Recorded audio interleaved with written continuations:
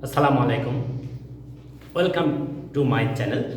I am Abdus Salam, and my dear viewers and my dear students, you are learning English with me. It's very interesting that all the time it is not necessary to memorize, because if you follow the offhand writing, you can easily write any kind of sentences easily, and you can be able to express yourself in a smart way. And what is offhand writing? What is offhand writing? Offhand writing means writing something without taking preparation. Offhand writing. Offhand writing means writing something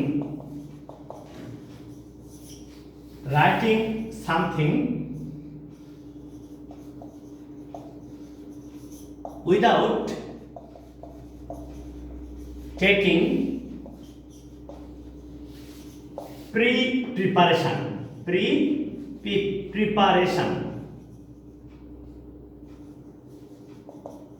তাহলে এই বিষয়টা আমরা সহজেই কিন্তু বুঝতে পারলাম যে সবসময় যে মুখস্থ করতে হবে তা কিন্তু নয়।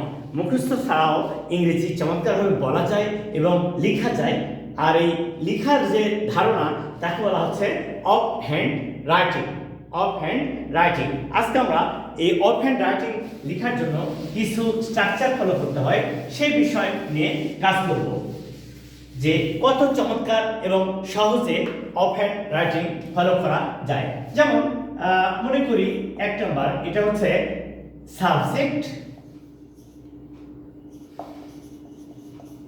Subject plus verb intransitive.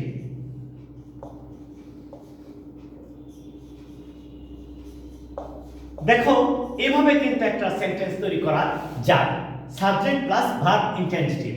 তাহলে কি হবে? she comes। এই যে she comes, এইটা হলো সাবজেক্ট, comes হচ্ছে vi বা ভার্ব ইন্ট্রানজিটিভ। এখন এই she comes, he goes, I swim, you sleep, all these are this kind of sentence. We can say it again. She comes, he goes, they walk, they swim, they run. All these sentences are formed with this structure. Only 2 words can help you to make a sentence nicely. But we can use here extension.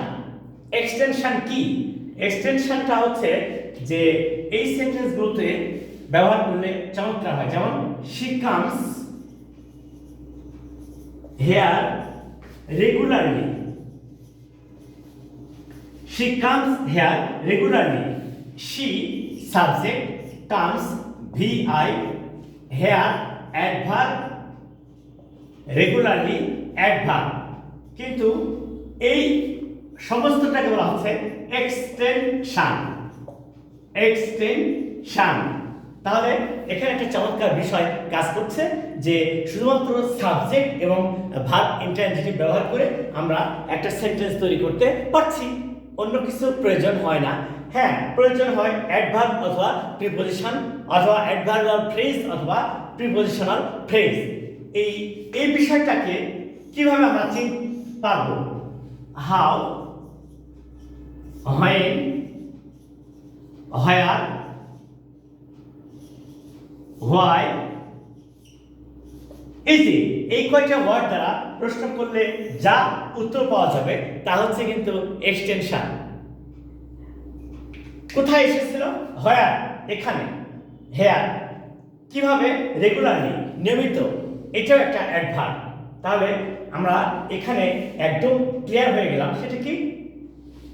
শুধুমাত্র subject এবং verb intransitive মিলে একটা sentence তৈরি করা যায় এবং সেটা অনেক সহজ এবং সুন্দর অর্থ প্রকাশ করে। আচ্ছা, হোয়াই, এই ওয়ার্ডটা কেন ব্যবহার করলাম? হোয়াই অর্থ কেন।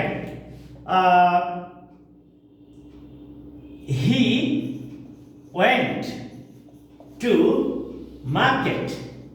He went to market to buy something. এই স্ট্রাকচারটা ফলো করলে কেমন হয়? He subject, went VI verb interjective, কোথায়? To market, where? To buy, why? এই যে তাহলে আমরা শিখলাম যে একটা ছোট্ট স্ট্রাকচার ব্যবহার করে আমরা চমৎকার সেন্টেন্স তৈরি করতে পারবো। তাহলে এক্সটেনশন কি ব্যবহার করলাম এখানে? To buy, to market, to buy something, এই সমস্ত বিষয়টাকে আমরা বলছি এক্সটেনশন। এটাকে বলছি এক্সটেনশন। তাহলে আমরা কত সহজে এই সিম্পল একটা স্ট্রাকচার ব্যবহার করে একটা সেন্টেন্স লিখতে পারছি। আচ্ছা, আমরা এবারে পরবর্তী স্টেপে যাচ্ছি। আমরা অনেক সময় দেখি না যে শুধুমাত্র সেন্টেন্সে বি ভার্ব ব্যবহার করে একটা পূর্ণ সেন্টেন্স তৈরি করা যায়। বি ভার্ব, শুধুমাত্র বি ভার্ব ব্যবহার করে একটা পূর্ণ সেন্টেন্স তৈরি করা যায়। সেটা কিভাবে? Subject plus be plus adjective অথবা noun complement.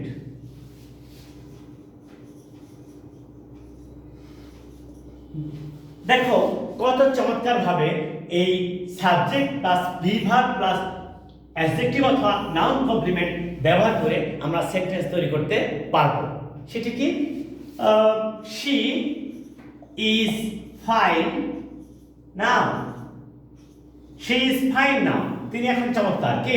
She subject, is এটা বি ভার্ব, কেমন? ফাইন এটা হচ্ছে অ্যাডজেক্টিভ, নাও এটা অ্যাডভার্ব এবং এটাকে আমরা এক্সটেনশন বলি। তাহলে শুধুমাত্র এই তিনটা ওয়ার্ড, একটা কি? সাবজেক্ট। তো তোমরা তো জানো যে সাবজেক্ট নাউন হতে পারে, আবার প্রোনাউন হতে পারে। আর বি ভার্ব এটাকে কিন্তু আমরা বলবো যে বি ভার্ব হচ্ছে বেস ফর্ম, এর প্রেজেন্ট ফর্ম হচ্ছে এমিজার, পাস্ট ফর্ম ওয়াজ ওয়ার। তাহলে এই প্রেজেন্ট এবং পাস্ট ফর্ম ব্যবহার করে আমরা কিন্তু একটা সেন্টেন্স তৈরি করতে পারছি। সেটা কি?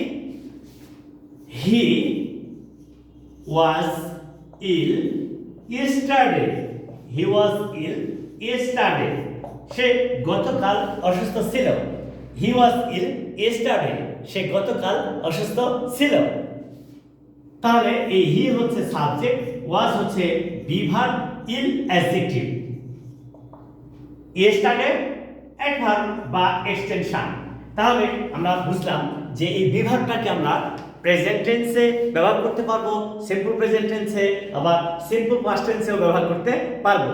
সিম্পল প্রেজেন্ট টেন্সে কি করব? Am, is, are. আর সিম্পল পাস্ট টেন্সে ওয়াজ, ওয়ার। কত সহজে এভাবে সেন্টেন্স তৈরি করা যায়। আচ্ছা, এই তো গেল অ্যাডজেক্টিভ কমপ্লিমেন্ট। এবারে নাউন কমপ্লিমেন্ট কিভাবে হবে? নাউন কমপ্লিমেন্ট সেটা কি দেখেন তো।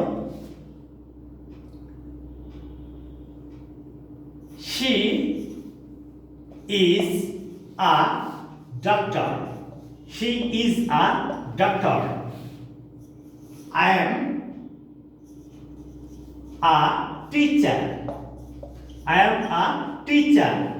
আচ্ছা, এই যে সাবজেক্ট, বিভাগ, নাউন কমপ্লিমেন্ট, নাউন কমপ্লিমেন্ট, এখানেও সাবজেক্ট, বিভাগ, নাউন কমপ্লিমেন্ট, নাউন কমপ্লিমেন্ট। এই নাউন অথবা নাউন ফ্রেজ যখন বিভাগের পরে বসে ওই সেন্টেন্সের অর্থ পরিপূর্ণ করে তখন তাকে বলা হয় নাউন কমপ্লিমেন্ট। আর ডক্টর এটা নাউন ফ্রেজ, আর টিচার এইটাও একটা নাউন ফ্রেজ। এই দুইটা এই বিভাগের পরে বসে এই সেন্টেন্স স্ট্রাকচার গঠন করলো, তাই এদেরকে বলা হচ্ছে complement. You know it very well. What is complete? Complete means the finished action. The finished action, done, completed. And she is a doctor. তিনি একজন ডাক্তার। আচ্ছা, একটা চমৎকার কথা বলা দরকার, যেখানে বাংলায় কোনো ভার্ব উল্লেখ থাকে না, যেখানে বাংলায় কোনো ভার্ব উল্লেখ থাকে না, ইংরেজিতে কিন্তু সেখানে বি ভার্ব হয়। যেখানে বাংলায় কোনো ভার্ব উল্লেখ থাকে না, ইংরেজিতে কিন্তু সেখানে বি ভার্ব হয়। এভাবে আমরা সহজেই সেন্টেন্স তৈরি করতে পারবো। আর এই স্ট্রাকচারগুলো যদি ফলো করি তাহলে অফ হ্যান্ড রাইটিং করা সম্ভব এবং চমৎকারভাবে সেন্টেন্স লেখা সম্ভব। According to the tense, you can write all kind of sentences nicely. Look at it. Number 3. এখানে বলছে যে subject plus verb transitive, plus object. আচ্ছা, এই যে she wants a new pen. আচ্ছা, এখানে চমৎকারভাবে দেখে বোঝা যায় she কে, who এটাই হচ্ছে সাবজেক্ট, who কে এটা হচ্ছে সাবজেক্ট, চাই তার মানে করা হয় যাওয়া খাওয়া অ্যাকশন, এটা হচ্ছে VI ভার্ব ইন্টেনজিটিভ। কি চান? a new pen, it is what, that means object। এই যে কত সহজে এই স্ট্রাকচারটা ব্যবহার করে আমরা সেন্টেন্স তৈরি করতে পারছি। এখন যদি কেউ বলে he wanted to buy a car, he made a new plan, he bought a sweet dress, she made a new basket, she read a novel। এই যে এইভাবে শুধুমাত্র ট্রানজিটিভ ভার্ব ব্যবহার করে সেন্টেন্স তৈরি করা যায়। এখন এই ট্রানজিটিভ ভার্বটা কি? যে সমস্ত ভার্ব সেন্টেন্সে সাবজেক্টের সঙ্গে ব্যবহৃত হয়ে এই অবজেক্ট ছাড়া অর্থ সম্পন্ন করতে পারে না, তাদেরকে বলা হয় ভার্ব ট্রানজিটিভ। তবে এই অবজেক্টটা বা দুই ধরনের হতে পারে, অবজেক্টটা দুই রকম হতে পারে। কেমন সেটা দেখা যাক। I gave her a gold ring, I gave her a gold ring, subject verb transitive, indirect object, direct object. এই দুইভাবে কিন্তু আবার সেন্টেন্স তৈরি করা যায়। একটা সাবজেক্ট থাকবে, তারপরে একটা ভার্ব ট্রানজিটিভ থাকবে, তারপরে যদি ব্যক্তিবাচক অবজেক্ট হয় তাকে ইনডাইরেক্ট অবজেক্ট বলে, আর যদি বস্তুবাচক বা কোনো ঘটনা হয় তাকে ডাইরেক্ট অবজেক্ট বলে। So my dear viewers, now you can easily follow this video from the beginning to the end and you can write English easily and correctly. So please follow this video, share it and subscribe it, and tell your friends to share and subscribe. Assalamu alaikum.